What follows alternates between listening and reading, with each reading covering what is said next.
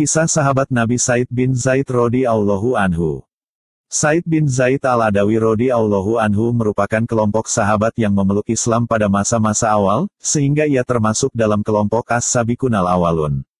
Ia memeluk Islam bersama istrinya, Fatimah binti Khattab, adik dari Umar bin Khattab. Sejak masa remajanya di masa jahiliyah, ia tidak pernah mengikuti perbuatan-perbuatan yang umumnya dilakukan oleh kaum Quraisy, seperti menyembah berhala, bermain judi, minum minuman keras, main wanita dan perbuatan nista lainnya.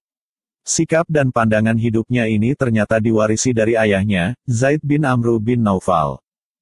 Sejak lama Zaid bin Amru telah meyakini kebenaran agama Ibrahim, tetapi tidak mengikuti agama Yahudi dan Nasrani yang menurutnya telah jauh menyimpang dari agama Ibrahim. Ia tidak segan mencela cara-cara peribadatan dan perbuatan jahiliyah dari kaum Quraisy tanpa rasa takut sedikitpun. Ia pernah bersandar di dinding Ka'bah ketika kaum Quraisy sedang melakukan ritual-ritual penyembahannya, dan ia berkata, "Wahai kaum Quraisy, apakah tidak ada di antara kalian yang menganut agama Ibrahim selain aku?"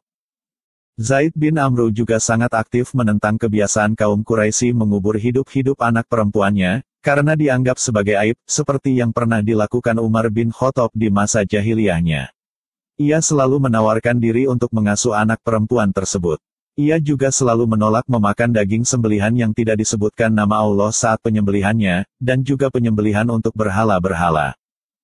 Seakan-akan ia memperoleh ilham, ia pernah berkata kepada sahabat dan kerabatnya, "Aku sedang menunggu seorang nabi dari keturunan Ismail, hanya saja, rasanya aku tidak akan sempat melihatnya, tetapi saya beriman kepadanya dan meyakini kebenarannya." Zaid bin Amru sempat bertemu dan bergaul dengan Nabi Muhammad SAW sebelum beliau dikukuhkan sebagai Nabi dan Rasul. Sosok pemuda ini, yakni Nabi Muhammad SAW, sangat mengagumkan bagi dirinya. Di samping akhlaknya yang mulia, pemuda ini juga mempunyai pandangan yang sama dengan dirinya tentang kebiasaan dan ritual jahiliyah kaum Quraisy. Tetapi Zaid meninggal ketika kaum Quraisy sedang memperbaiki Ka'bah, yakni, ketika Nabi SAW berusia 35 tahun. Dengan didikan seperti itulah Said bin Zaid tumbuh dewasa, maka tak heran ketika Nabi SAW menyampaikan risalahnya, ia dan istrinya langsung menyambut seruan beliau. Tak ada ketakutan dan kekhawatiran walau saat itu kaum Quraisy melancarkan siksaan yang tak terperikan kepada para pemeluk Islam, termasuk Umar bin Khattab, kakak iparnya sendiri yang merupakan jagoan duel di pasar Uqats. Hanya saja ia masih menyembunyikan keislamannya dan istrinya. Sampai suatu ketika Umar yang bertemperamen keras itu mengetahuinya juga. Ketika itu Said dan istrinya sedang mendapatkan pengajaran Al-Quran dari sahabat Khobab bin Arots, tiba-tiba terdengar ketukan, atau mungkin lebih tepat gedoran di pintu rumahnya. Ketika ditanyakan siapa yang mengetuk tersebut, terdengar jawaban yang garang, "Umar." Suasana khusyuk dalam pengajaran Al-Quran tersebut menjadi kacau. Khobab segera bersembunyi sambil terus berdoa memohon pertolongan Allah untuk mereka. Said dan istrinya menuju pintu sambil menyembunyikan lembaran-lembaran mushaf di balik bajunya. Begitu pintu dibuka oleh Said, Umar melontarkan pernyataan keras dengan sorot mata menakutkan, "Benarkah desas-desus yang kudengar, bahwa kalian telah murtad?" Sebelum kejadian itu, sebenarnya Umar telah membulatkan tekad untuk membunuh Nabi SAW. Kemarahannya telah memuncak karena kaum Quraisy jadi terpecah belah, mengalami kekacauan dan kegelisahan. Penyebab kesemuanya itu adalah dakwah Islamiyah yang disampaikan Nabi SAW.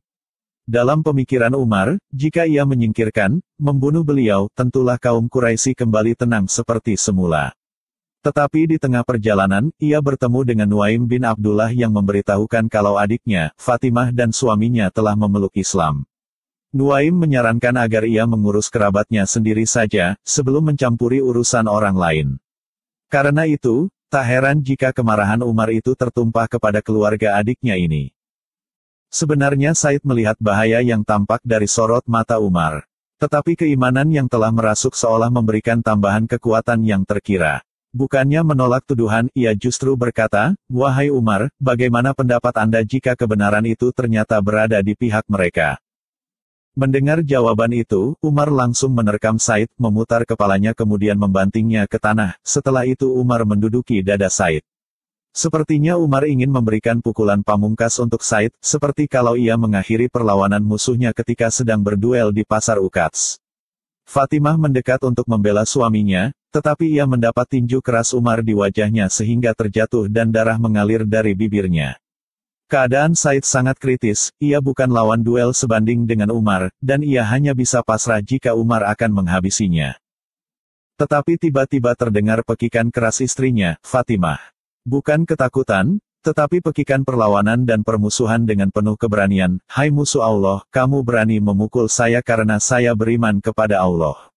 Hai Umar, perbuatlah yang kamu suka karena saya akan tetap bersaksi bahwa tiada Tuhan melainkan Allah, dan bahwa Muhammad adalah Rasulullah.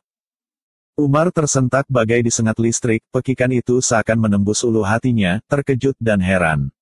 Umar bin Khattab seakan tak percaya, wanita lemah ini, yang tidak lain adiknya sendiri berani menentangnya. Tetapi justru dari keheranan dan ketidakpercayaannya ini, amarahnya menjadi reda, dan kemudian menjadi titik balik ia memperoleh hidayah dan akhirnya memeluk Islam.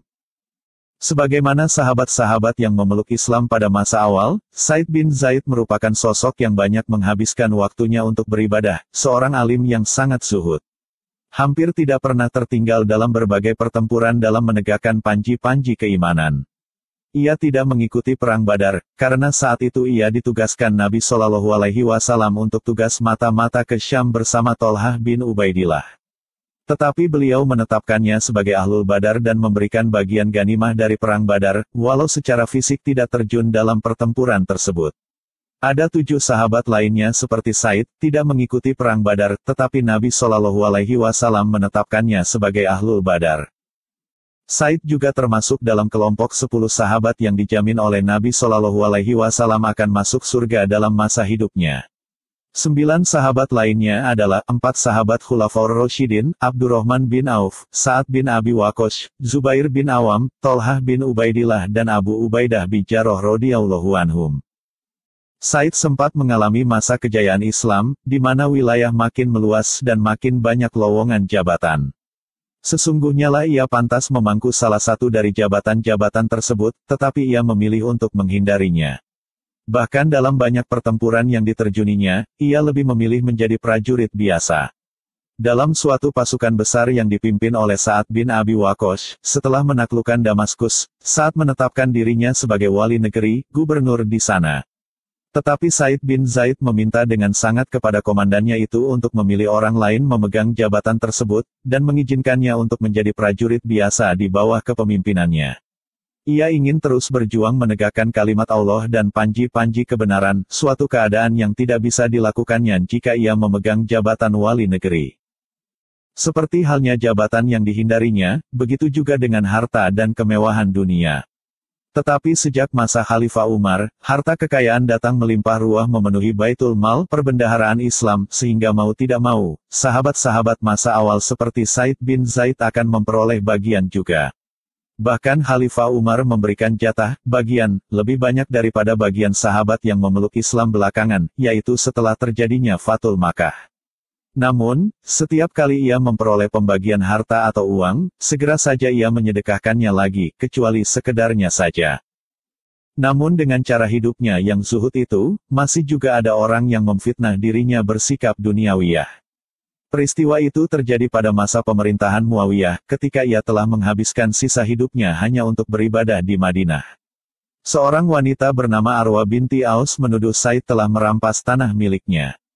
Pada mulanya Said tidak mau terlalu peduli atau melayani tuduhan tersebut, ia hanya membantah sekedarnya dan menasehati wanita itu untuk tidak membuat kedustaan. Tetapi wanita itu tetap saja dengan tuduhannya, bahkan ia melaporkan kepada Gubernur Madinah. Marwan bin Hakam, Gubernur Madinah yang masih paman dari Muawiyah, atas laporan Arwa bin Aus itu memanggil Said untuk mempertanggungjawabkan tindakannya. Setelah menghadap, Said membantah tuduhan itu, ia berkata, apakah mungkin aku menzalimi wanita ini, yakni merampas tanahnya, sedangkan aku mendengar sendiri Rasulullah Shallallahu Alaihi Wasallam bersabda, barang siapa yang menzalimi seseorang dengan sejengkal tanah, maka Allah akan melilitnya dengan 7 lingkaran bumi pada hari kiamat kelak. Said memang meriwayatkan beberapa hadits Nabi Shallallahu Alaihi Wasallam, termasuk hadits yang dijadikan hujahnya itu. Ada hadits senada lainnya yang juga diriwayatkannya, yakni, barang siapa yang berbuat zalim terhadap sejengkal tanah, maka akan dikalungkan kepadanya 7 lapis bumi, dan barang siapa yang terbunuh karena membela hartanya, maka ia mati syahid. Kemudian Said berbalik menghadap kiblat dan berdoa, "Ya Allah, apabila dia, wanita itu, sengaja membuat-buat kebohongan ini, janganlah engkau mematikan dirinya kecuali setelah ia menjadi buta, dan hendaklah engkau jadikan sumurnya sebagai kuburannya."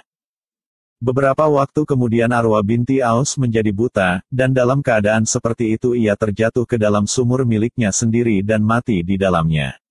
Sebenarnya saat itu Said berdoa tidak terlalu keras, tetapi beberapa orang sempat mendengarnya. Mereka segera saja mengetahui kalau Said bin Zaid dalam kebenaran, dan doanya makbul. Namanya dan kebaikannya jadi semakin dikenal, dan ia banyak didatangi orang untuk minta didoakan.